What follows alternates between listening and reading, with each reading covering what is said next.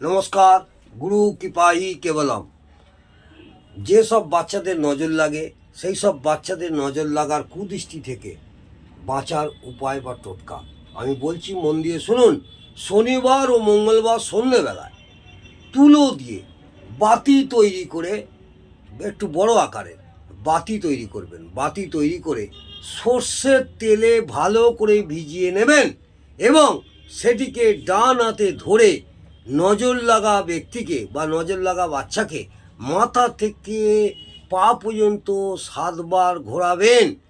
মনে মনে বলবেন, কি বলবেন? মনে মনে বলবেন যে বাচ্চাটাকে, অর্থাৎ বাচ্চার নাম করে বলবেন নজর দিয়েছে ও খারাপ ও কুদৃষ্টি দিয়েছে, তার নাম নিয়ে নজর থেকে মুক্তি হয়ে যাক। এইভাবে একবার ঘোরাবেন, একবার বলতে বলতে 7বার ঘোরাবেন। এই কথা বলার পর বাতিটি কি করবেন? উল্টো করে কোনো বস্তুর সাহায্যে ঝুলিয়ে জ্বালিয়ে দেবেন।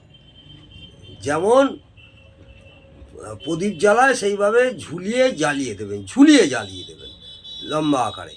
ওই বাতিটি জ্বলার সাথে সাথে গরম তেলের ফোঁটা বিচিত্র আওয়াজ করতে করতে মাটিতে পড়বে। লক্ষ্য করবেন, বিচিত্র আওয়াজ করতে করতে মাটিতে পড়বে।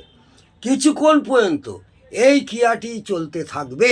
তারপর চামড়া জুতো বা চপ্পলের দ্বারা পিটিয়ে বাতিটি নিভিয়ে দেবেন। বাচ্চাটি নজর থেকে মুক্তি অবশ্যই পাবে এবং কোনো দিন নজর লাগবে না।